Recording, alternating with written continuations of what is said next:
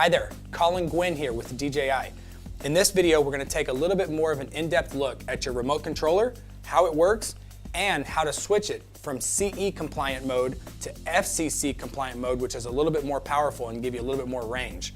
So for the remote controller itself, we use a standard 5.8 gigahertz radio frequency that tells the Phantom where to go at any given moment.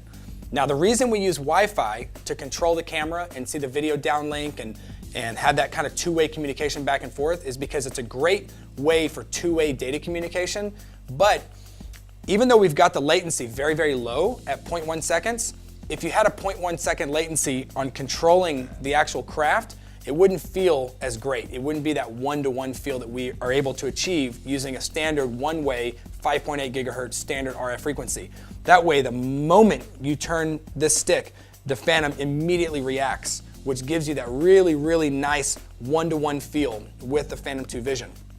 Now, the next thing we want to show you about on this transmitter is that we ship the transmitter or the remote controller out of the box for our European customers because that's the most stringent regulation out there, which is limited to 25 milliwatts of output power.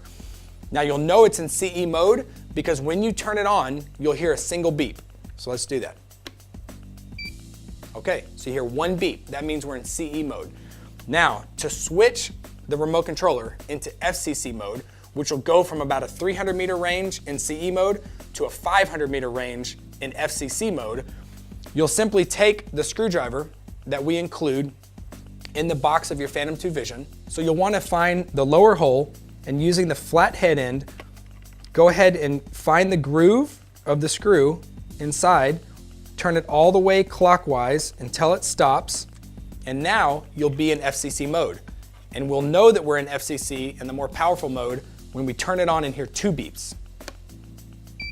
Okay, great, there we go. We're now in the more powerful FCC mode of 100 milliwatts of output power, which will give you about 500 meters of range for your command and control.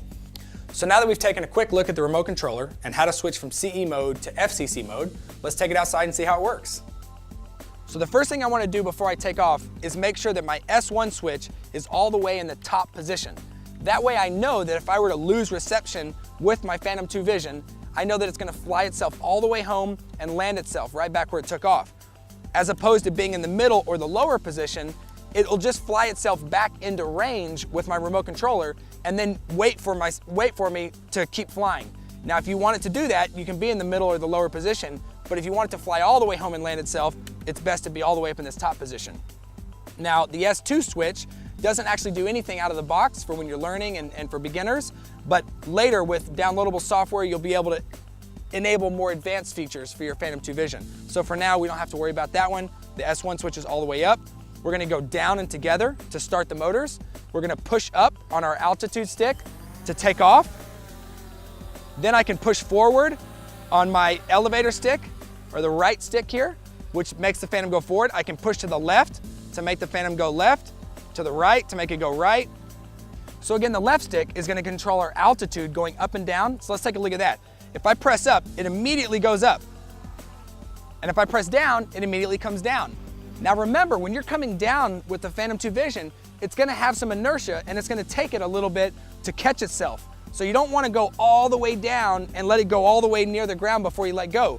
What I'm gonna do is I'm gonna come down fast, and then when I let go of the stick, you'll notice it's gonna take it about 7 or 8 feet of altitude to catch itself. So let's come down quickly. When I let go, it catches itself. It took about 8 feet or so. So just be aware that you don't wanna be moving down very quickly and then let go 2 feet off the ground because the Phantom's gonna hit the ground. So that's your altitude stick. And then also the same stick going left and right controls your yaw to the left or right. So you can spin around and do things like that. And the nice thing is in the beginning, you want to use the yaw stick to just keep the back of the Phantom facing you as you move around yourself. Then later on, you'll use it to do, really fun things, and you'll get better at flying the Phantom. You can fly nose in, you can fly in circles around things and get some really cool creative shots. So that's a look at how the controller works and a look at that one-to-one motion that we're able to achieve using this type of technology. And hopefully you're out there having fun and learning how to fly.